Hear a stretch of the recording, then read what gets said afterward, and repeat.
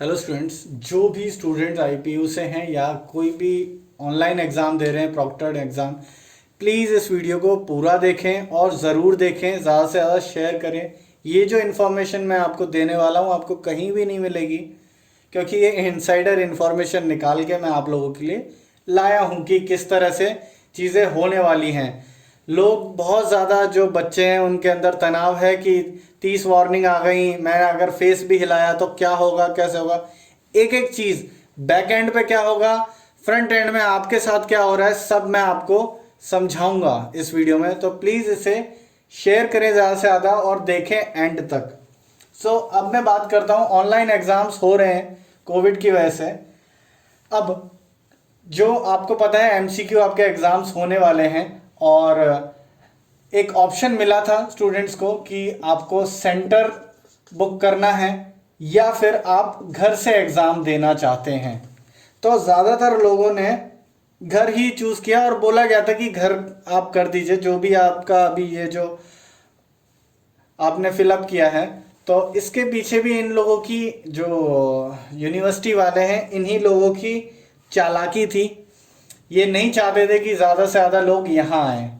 एक चीज़ जो फ़ायदा होती, सेंटर का आपका एग्ज़ाम जो है, जो लोगों ने सोचा ये नॉन प्रॉक्टर्ड है, ये नॉन प्रॉक्टर्ड है, और जो घर में आपका होगा वो प्रॉक्टर्ड एग्ज़ाम है। अब मैं आपको बताता हूँ कि घर में जो आपका होने वाला है प्रॉक्टर्ड एग्ज़ाम वो क्या है, कैसे सब चीज़ें उसमें होंगी। अब आपके जो घर पे जो लोग एग्ज़ाम दे रहे हैं, जो ऑनलाइन एग्ज़ाम जिन्होंने सेंटर पे भरे हैं, उनके जो सेंटर के डिटेल्स हैं उनको आ गए होंगे। अब जो घर से दे रहे हैं उनको कई चीज़ों का ध्यान रखना है। मैं बहुत सारी चीज़ें बताऊंगा, पॉइंट्स बताऊंगा, और उन सबको प्लीज़ ध्यान रखें। तो सबसे पहली चीज़ है, जो भी बैक एंड पे ये चीज़ें आपको ना आपके टीचर्स बताएंगे, ना कोई आपको ये डिस्क्लोज नहीं करेगा, जो आपका प्रॉक्टर है बेसिकली। और मैं ये जो वी बॉक्स आपका है उसके माध्यम से ही बता रहा हूँ।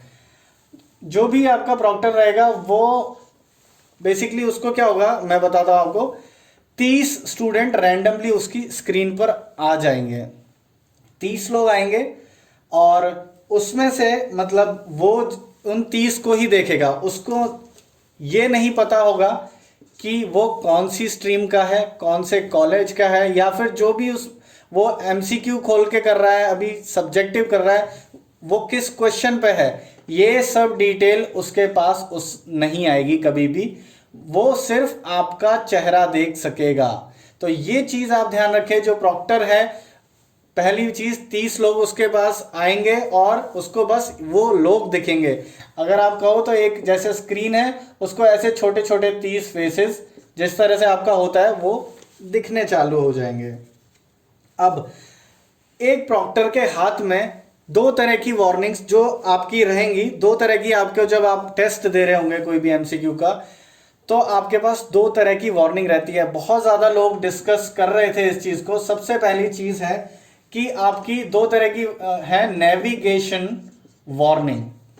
एक ये नेविगेशन वार्निंग आपकी है जिसमें कि आप कोई भी टैब नहीं खोल सकते। अगर मैं यहाँ पर अपनी एक टैब में विंडो में काम कर रहा हूँ और एक और टैब खोलूँगा, तो वार्निंग जो है उसका काउंट मेरा बढ़ता जाएगा।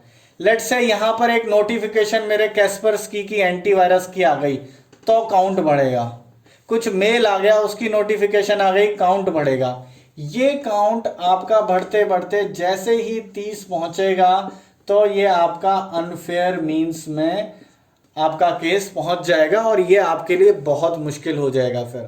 फिर ये वही अनफेयर मीन का जो केस बनता है उसी तरह से ट्रीट किया जाएगा। तो ये चीज़ जो भी स्टूडेंट्स है जिन्होंने घर के लिए करा है, ध्यान रखो कि मेरे को नहीं करना है, कुछ भी ओपन नहीं करना है। सेकंड चीज़ जो आपको, ये तो आपको हालांकि उसमें भी लिखा हुआ था, जो आपका एक नोटिस आया था, ये इंफॉर्मेशन जो आगे है ये आपके लिए आपको नहीं पता है। Second thing is proctor warning.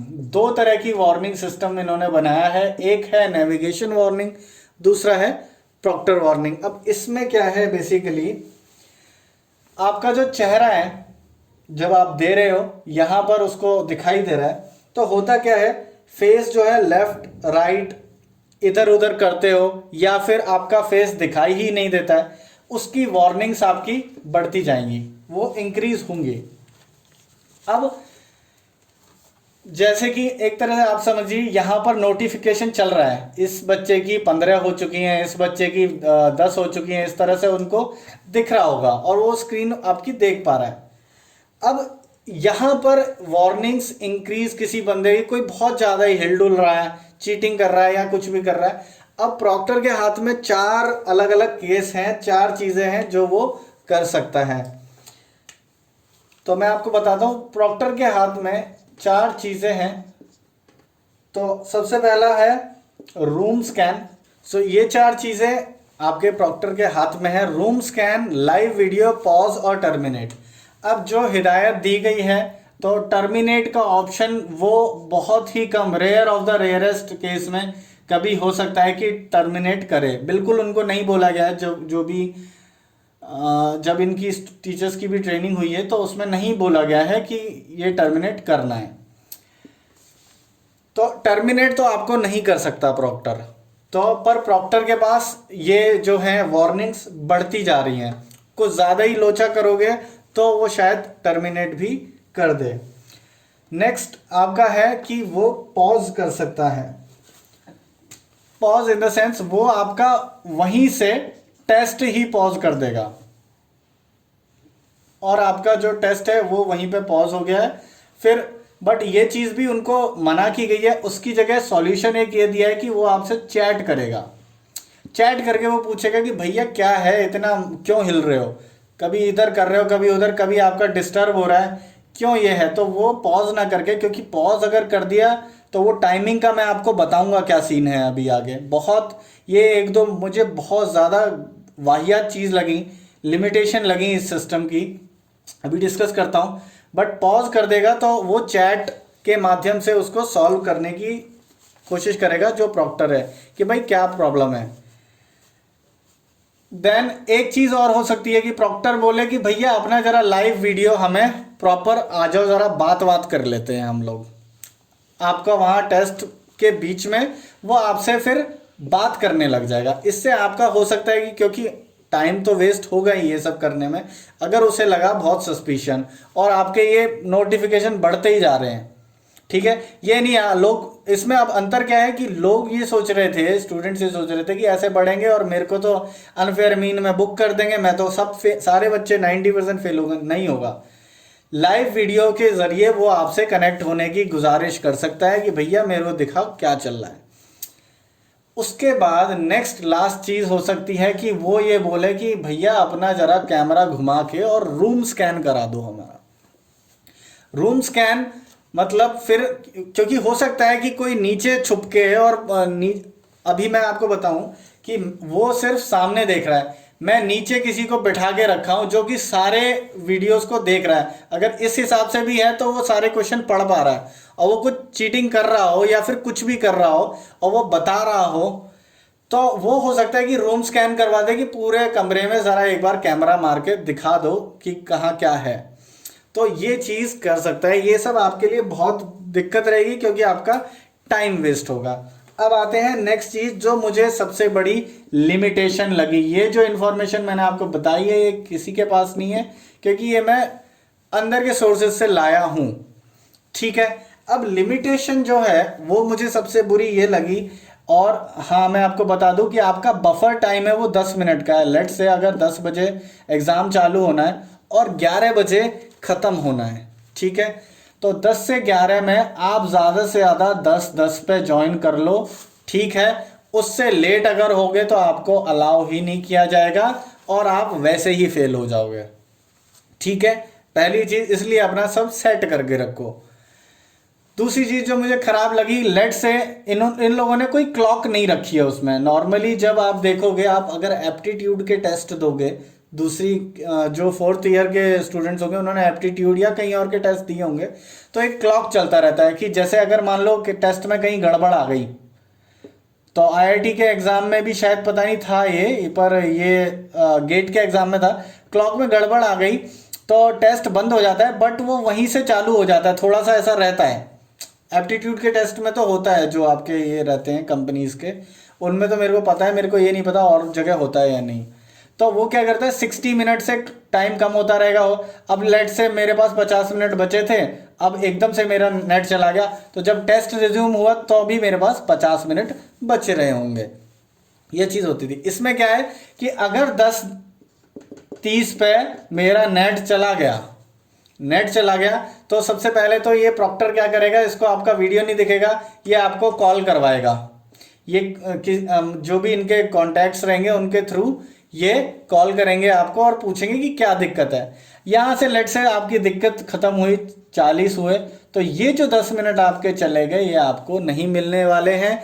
इसलिए मैं कहूँगा कि आप सब चीज़ों का जुगाड़ करके अच्छे से सेट होके रहें।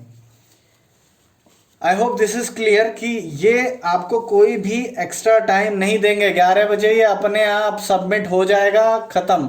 एक चीज़ अच्छी है कि अगर मैंने लेट से एक क्वेश्चन था जिसका एक ऑप्शन मैंने ये मार्क कर दिया था, लेट से भी मैंने मार्क किया था, तो वो आपका सर्वर पे सेव होता जाएगा। ये है, तो एक बार गो थ्रू कर लो कि कुछ गड़बड़ ना हुई हो, एक बार तो सब चला जाएगा। वो आप चेंज वेंज तो कर सकते हैं बट वो आपका हो जाएगा सेव, ठीक है। एक और चीज़ कर सकता है कि वो बोले कि आपको अपने ज़रा एडमिट कार्ड ज़रा दिखा दो, ठीक है, वीडियो में, उसको कुछ शक होने लगे, ठीक है। रीअपियर वालों का भी होगा एग्ज़ाम। 10 मिनट के बफर की बात मैंने डिस्कस कर दी। अब मैं एक और चीज़ बताता हूँ कि आपको लगे अरे यार कुछ गड़बड़ हो गई तो कोई बात नहीं, मैं तो कस्टमर सपोर्ट पे बात करूँ। तो ये जो कंपनी जिसको इन्होंने दिया है, ये इनके IVR में सिर्फ 15 लोग ही बैठे होंगे। इतना बड़ा टेस्ट चल रहा है, 15 लोग इन्होंने बिठाए हैं। तो ये मत सोचो कि कुछ गड़बड़ हो गई तो आगे हो जाएगा, अपनी ही रिस्क पे लो। जो ये 2-3 चीज़ें हैं मुझे बहुत ख़राब लगी हैं, मुझे लगा नहीं था ये चीज़ होगी इसमें, और यहाँ पे भी सपोर्ट में बहुत कम लोग रहेंगे, तो आप देख लें। और कोई भी आपको अगर जानकारी चाहिए तो हमारे जो चैट ग्रुप्स हैं जो स्टडी बडी के, आपके टेलीग्राम का लिंक और आपका जो लिंक है व्हाट्सएप का, दोनों डिस्क्रिप्शन बॉक्स में है। प्लीज़ उनको जाके विजिट करिए। कोई भी डाउट्स हैं डिस्कस कीजिए। हम लोग हैं स्टडी बडी, 4 साल से आपके लिए मदद करता आ रहा है, 4-5 साल से, तो आगे भी करते रहेंगे। Thanks for watching.